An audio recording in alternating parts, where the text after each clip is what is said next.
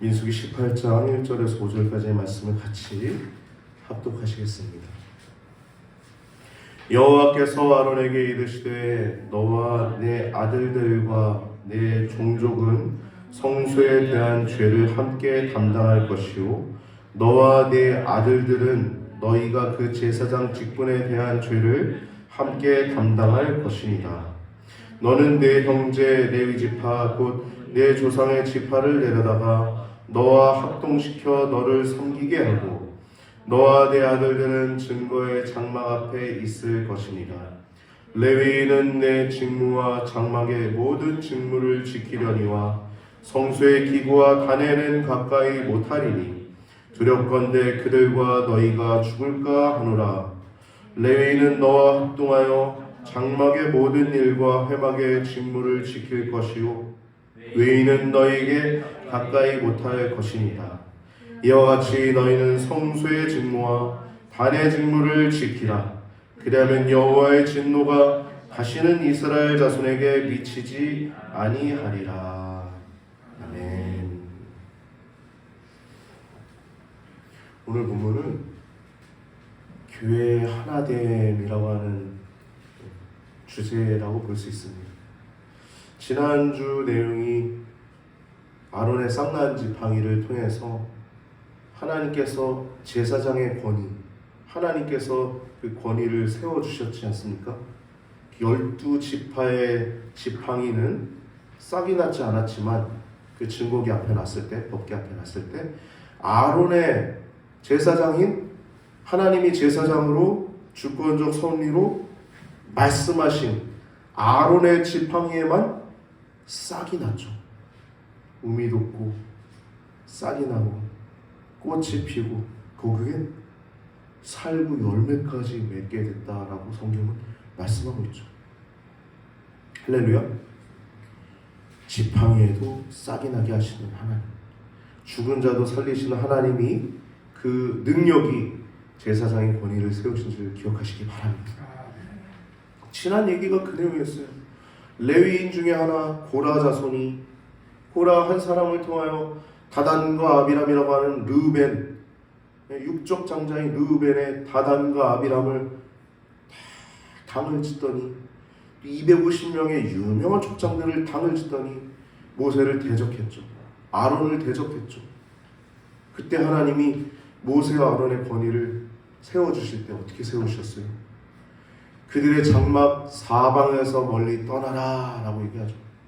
아니 좀만 피해라, 앞에서만 피해라 그랬었는데 왜 사방에서 피하라고 했을까요? 하나님은 모세에게 아마 보여주셨던 것 같아요.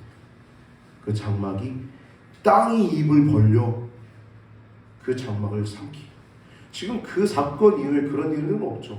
뭐 지진은 일어날 수 있지만 뭐 땅이 입을 벌려서 뭐 개인을 삼키고 그 부분만 그런 경우는 없죠. 오늘 본문에 이 땅이 이렇게 벌려서 삼킨 그런 일들이 지난주에 이제 있었고 또 이제 아론의 그 권위를 세우시는 지팡이를 통하여 이제 레위인과 제사장의 이 구별이 있었죠. 레위인들도 훌륭한 분들입니다. 하나님이 이스라엘 모든 장자의 대속을 위해서 레위인을 취하신 거잖아요. 할렐루야. 그러니까 성소의 성막의 일들을 제사장들이 다 할 수 없으니까 레위인들이 같이 돕도록 하는 겁니다. 오늘 본문에 합동하여라고 하는 단어가 계속 나오죠. 합동하다. 레위인들이 제사장의 직무를 옆에서 돕는 거예요. 돕는 겁니다.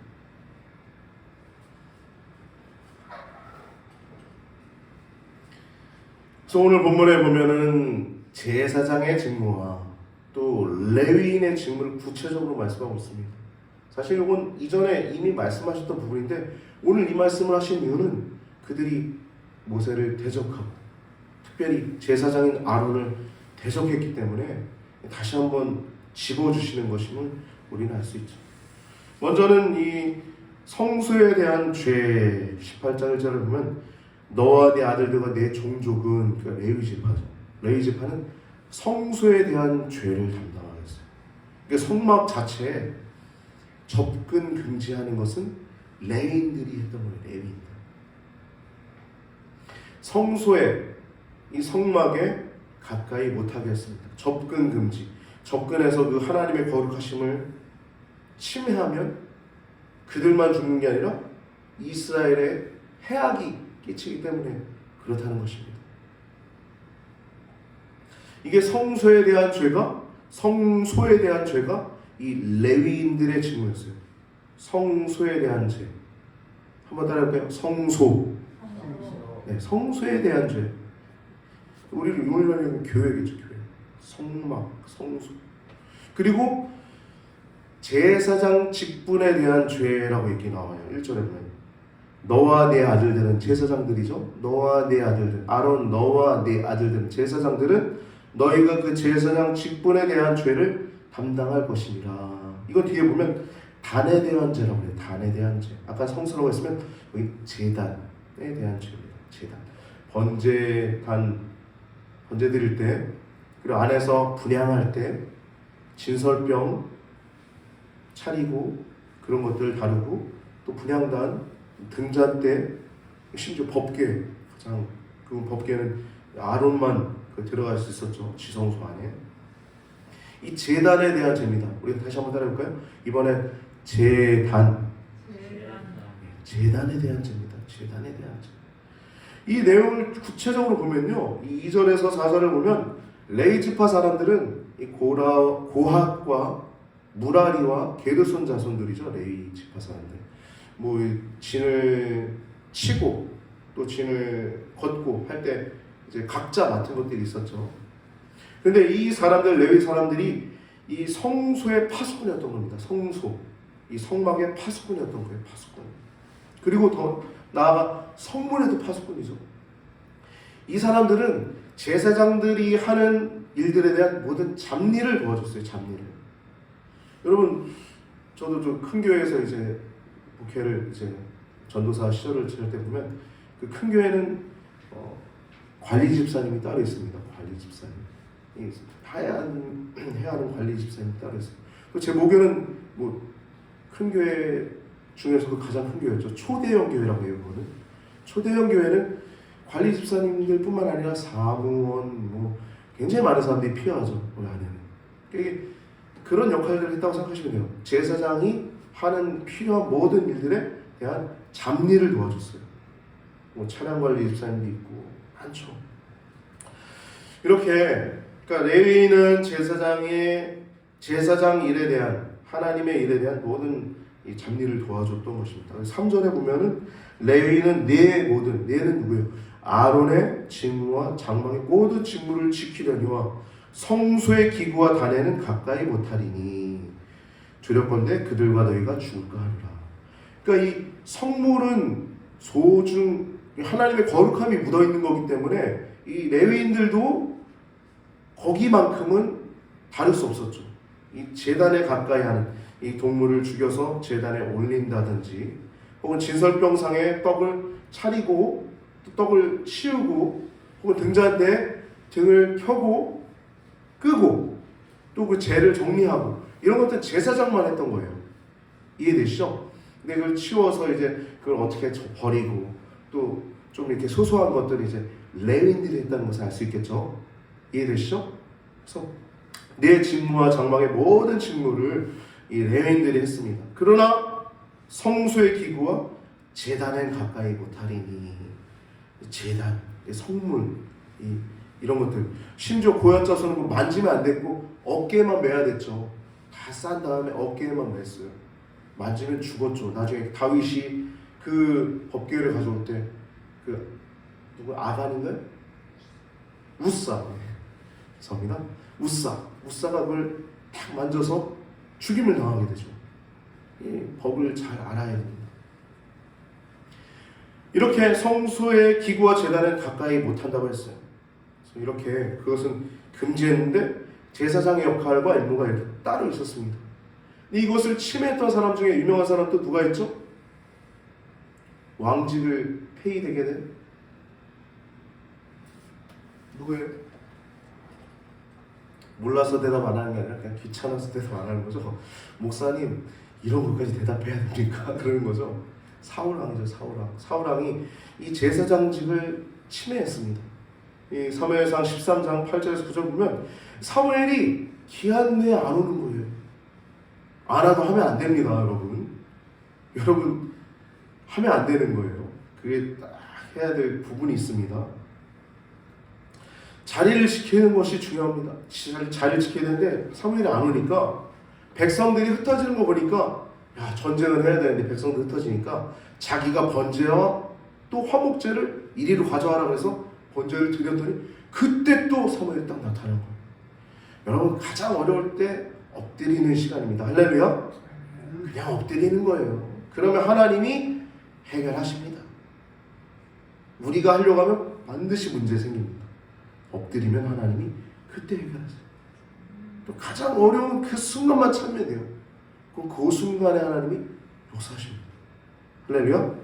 사람이 감당할 시험밖엔 너희가 당한 것이 없나니 시험 당할 즈음에 또한 피할 길을 내사 너희로 능히 감당하게 하시느니라. 여러분 이미 경험을 하셨죠. 그 경험을 토대로 계속 승리하시길 바랍니다. 사울이 그렇게 폐위가 됐어요. 이게 첫 번째 하나님께서 폐위하셨던 거예요. 그 다음에 아말렉 전쟁할 때 이제 다 죽이라고 그랬는데 왕도 살리고 소나 양 좋은 것들 다 살려가지고 넌 진짜 안 되겠다. 그래서 폐위했지 않습니까? 순종이 제사보다 나은 줄 기억하시기 바랍니다. 2절 말씀 보면은 너는 내 형제 레위 지파 곧 내 조상의 지파를 데려다가 너와 합동시켜. 이건 개역개정에 보면 같이 함께 있게 하여 라고 말씀하고 있어요. 함께 있게 하여 너를 섬기게 하고 너와 내 아들들은 증거의 장막 앞에 있을 것이니라 라고 말씀하고 있어요. 레위 지파는 제사장을 돕는 이들입니다. 레위 지파는 레위인과 제사장 직무는 하나님의 거룩성을 보존하기 위한 것이에요. 하나님의 임재 가운데 성막 가운데 조심하고 조심해야 되는 것입니다. 5절 말씀 보면은 이와 같이 너희는 성소의 직무와 단의 직무, 이 개역 개정으로 우리 개역 한글판인데 개역 한글판은 단의 직무라고 기록되어 있는데 개역 개정은 제단의 직무라고 하고 있습니다. 그러니까 조금 더 구체적으로 알 수 있죠. 제단의 직무. 제단의 직무를 지키라. 그리하면 여호와의 진노가 다시는 이스라엘 자손에게 미치지 아니하리라 라고 말씀하셨습니다. 그러니까 하나님을 잘 섬기는 것이 복입니다. 하나님을 잘 섬기는 것이 복입니다. 제사장의 몫은 또한 우리가 직무를 지금 얘기를 나눴는데 레위는 성소 직무, 제사장은 제단의 직무라고 우리가 말씀을 나눴죠. 성소는 모든 성막의 이 일들을 감당하는 거예요. 또 제사장은 그 성막 안에 있는 제단, 하나님께 예배 드릴 때 하나하나 이 제단의 직무를 담당하는 것입니다. 그리고 우리가 성소 안에서 그리고 제단 안에서 그런 직무를 나눴다고 했다면 이번에는 몫에 대한 얘기입니다. 그 뒷부분에 몫에 대한 얘기가 나옵니다. 땅에서 얻을 수 있는 것은 제사장이나 레위는 못 얻게 됐어요. 그래서 이 하나님께서 오직 주시는 것으로 생활했습니다. 요즘 우리 목회자들 보면은 이제 이중직 하시는 분들 있잖아요. 여러분들 이중직 하는 거 어때 보여요? 저도 이중직 했었는데 지금은 목회에만 집중하고 있죠. 어때 보여요? 좋아 보인다. 손 들어보세요. 좀 자유롭게 여러분 자유롭게 좀 손 들어보세요. 좋아 보인다. 손 들어보세요. 네. 조금 그래도 좋아 보이긴 하지만 좀 아닌 것 같아. 이것도 손 드셔도 돼요. 이것도 좀 그렇다. 네. 이것도 손 들어보세요. 네. 아무도 손 안 드셔. 여러분 뭐 정답은 없습니다. 좋아 보이는 것도 틀리진 않아요. 저도 기쁜 마음으로 일했어요. 근데 여러분 목회자가 온전히 목회에만 집중할 수 있는 게 성도에게 복입니다. 할렐루야. 왜냐면 그만큼 목회자가 하나님 말씀에 기도에 시간을 드릴 수 있고 그건 그대로 성도들에게 흘러가는 것입니다.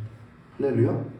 요즘 뭐 사회에 이상한 세력들이 종교계까지 침투해가지고 전도사님들 혹은 부목사님들 그들의 권리까지 물론 어느 정도는 필요하죠.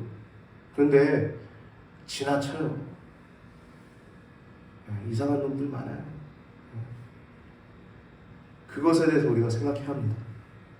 여러분들, 그런데 그것을 잘 돕기 위해서 성도님들이 헌금도 잘 해야 합니다. 할렐루야. 그래서 목회자는 하나님으로부터만 기업으로 사는 거예요. 들 주시면 들 주신 대로 사는 거고, 없으면 없는 대로 사는 거고, 있으면 또 풍족한 대로 또 나누면서 살 수 있는 것이고, 그렇게 살아가는 것이 목회자들임을 기억하시고, 여러분들 뭐 이중직 손든 거 저도 인정합니다. 훌륭해요. 저도 왜 하겠어요? 먹고 살려고 하는 게 아닙니다. 교회를 지키기 위해서, 그래도 교회를 지켜나가기 위해서 자기들이 그 일을 하는 겁니다. 자녀도 있는 사람들은 얼마나 힘들겠어요. 훌륭하신 분들이라는 걸 기억하시고 이 시대의 목회자를 위해서 기도 많이 해주시기 바랍니다. 한국교회 목회자들이 참 많은데 기도 많이 해야 될 줄 믿습니다. 이렇게 말씀 보면 이제 우리가 안 읽은 부분 뒷부분을 보면 오직 하나님께서만 주십니다. 목회자들은, 이 제사장들은. 그래서 이 제사장들이 얻을 수 있는 건 크게 세 가지인데요. 대속제물, 이 초태생, 하나님이 사람을 구별하시고 초태생, 사람에 대한 구별, 그리고 짐승에 대한 구별, 그리고 두 번째는 이 초태생에 대한 것이고, 두 번째는 이 진설병상의 떡, 그 소제물, 그 속제제물과 화목제물의 가슴과 넓적다리, 번제물의 짐승의 가죽, 이런 것들이 이제 제사장의 것이었어요. 그리고 11조가 또 제사장의 몫이었습니다. 이 11조는 제사장뿐만 아니라 11조는 금액이 크잖아요. 그러니까 이거는 이제 가난한 자들, 어려운 사람들에게 나눠줄 수 있게끔 했던 것입니다. 여러분, 그래서 요즘 사회복지가 굉장히 많이 발달되어 있지 않습니까? 근데 우리 교회들이 그 역할도 많이 해왔죠, 이전에. 근데 우리가 요즘 그런 역할 하면 외부에서 그렇게 좋게 보진 않아요. 왜냐하면 사회복지사들 이미 너무 잘들 하고 계셔서 뭐 좋은 현상이긴 하죠. 할렐루야. 그만큼 이제 사회 사각지대들이 많이 이렇게 없어졌다는 것이죠. 그만큼 좋은 것이죠. 근데 좀 안타까움은 있어요. 교회들이 좋은 일들을 하는데 인정을 많이 받지 못한다는 것. 왜냐하면 사회에서 워낙 잘하고 있으니까. 나쁜 건 아닙니다. 좋은 겁니다. 다만 좀 인정받지 못한다는, 애를 쓰는데, 교회에서 애를 쓰는데 그만큼 물질을 또 마음을 쏟고 정성을 썼는데 그만큼 또 그 사람들이 또 돌아오면 또 좋은데 빨리 돌아오지 못하고 그냥 뭐 사회에서도 하는데 뭐 이런 생각들을 갖고 있으니까 좀 안타까운 말이죠. 옛날에 그런 게 없었죠. 다 교회들이 하고, 다 교회들이 섬기고, 다 교회들이 이렇게 더 돕고 그랬죠. 그러나 하나님께서 우리 대한민국에 물질적인 풍요도 주셔서 이런 일들이 가능한 줄 믿습니다. 네, 감사한 것이죠. 이 11조는 좀 독특했어요. 레위인들은 이제 이스라엘 사람들의 11조를 받습니다. 레위인들이. 그리고 제사장들은 이 레위인들의 11조를 받는 것입니다. 그렇게 11조가 됐습니다. 말씀을 보면은 이 아름다운 것으로 드려라 라고 얘기하죠. 레위인들은 제사장들한테 드릴 때 질서예요, 질서. 뭐 요즘 뭐 그런 얘기를 많이 하죠. 아까도 얘기 잠깐 했지만 상처가 없는 사람 어디 있겠어요. 일하다 보면. 저도 전도사 일 많이 했지만 상처가 없는 사람 어디 있어요. 고용하는 사람이나 또 일하는 사람이나 다 서로 잘해야 될 줄 믿습니다. 할렐루야. 서로 존중해요. 서로 존중. 네, 서로 존중하게 되는 것입니다. 그런데 말씀 보면 이제 레위인들이 제사장에게 가장 아름다운 것들을 드리라고 했을 때는 잘 드려야 되는 것입니다. 하나님이 세우신 권위이기 때문에 그래요. 이스라엘 백성들도 11조를 드릴 때 가장 좋은 것을 드려야 되지 않았습니까? 가장 좋은 것을 드렸겠죠. 그렇게 드렸던 것을 기억하시기 바랍니다. 그리고 7절을 보면요. 너와 내 아들들은 단과 장 안의 모든 일에 대하여, 장안은 뭐겠어요? 휘장이죠. 휘장. 예, 지성소, 성소. 안에 있는 그 휘장 안에 있는 성소와 지성소 안에 있는 모든 일에 대하여 제사장의 직분을 지켜, 제단의 직무죠. 직무를 지켜 섬기라. 내가 제사장의 직분을 너에게 선물로 주었은즉 거기 가까이 하는 외인은 죽이올지니라. 아멘. 하나님은 이 제사장직을 선물로 준 것입니다. 선물로. 제사장들은 하나님의 주권적인 섭리와 또 그 의지로 우리 그 제사장이 됐음을 기억하고 그 선물임을 기억하고 자신을 과시하려고 하는 태도를 버려야 합니다. 그래서 하나님이 주신 권위인데 그거를 자기가 뭐 그 자리에 있다고 해서 과시하고 그래서 안 되죠. 오히려 또 하나님 주신 은혜에 감사하고 하나님의 주권적인 은혜에 더 감사할 수 있는 것이 여러분들 보기에도 아름답지 않겠습니까? 할렐루야? 여러분들 목사님들 볼 때 겸손한 분들이 멋있어요? 아니면 교만한 분들이 멋있어요? 장로님들도 딱 보면 다 느끼잖아요. 겸손한 분들이 멋있어요? 교만한 분들이 멋있어요? 멋있죠? 네. 목에 기부스한 분들은 그냥 목 한 대 탁 치고 싶잖아요. 그러면 안 되지만 그 마음이 생기잖아요. 그렇게 우리 하나님 믿음을 믿을수록 벼가 이렇게 익어가는 것처럼 여러분들도 익어가는 줄 기억하시기 바랍니다. 할렐루야. 그래서 직분자들, 우리 목회자들 뿐만 아니라 장로님, 목사님, 집사님들도 자신을 과시하려는 태도를 버리고 오직 충성하는 마음과 은혜에 감사하는 마음을 가져야 될 줄 믿습니다. 네. 맡은 자가 구할 것은 충성뿐입니다. 목회자들은 그냥 충성만 하면 되는 것입니다. 충성. 그리고 우리 장로님들, 권사님들, 집사님들도 하나님께 충성할 때 우리는 복을 받는 줄 믿습니다. 이게 18장 내용의 전체 내용이고요. 19장을 보면은 붉은 암송아지를 잡아서 하나님께 제사를 드린 내용이 쭉 나와요. 이 붉은 암송아지인데 송아지 중에서도 암컷. 근데 그 가운데서도 붉은 암송아지를 잡으래요.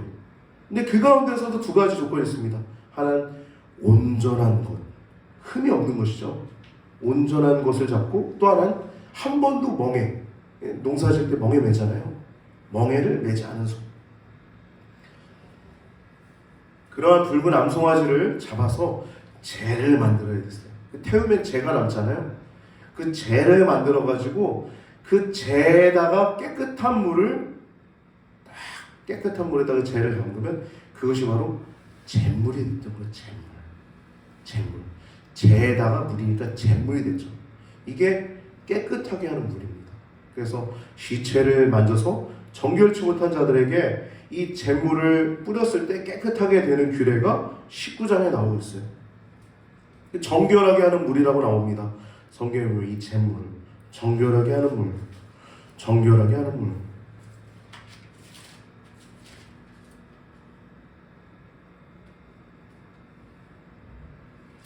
제가 전도사 시절에 이 찬양을 처음 알았어요. 198장에 정결하게 하는 셈이 나의 앞에 있도다. 성령께서 권고하되 죄 씻으라 하시네. 찬양하리 죽음 당한 어린 양 주께 영광 돌리어라.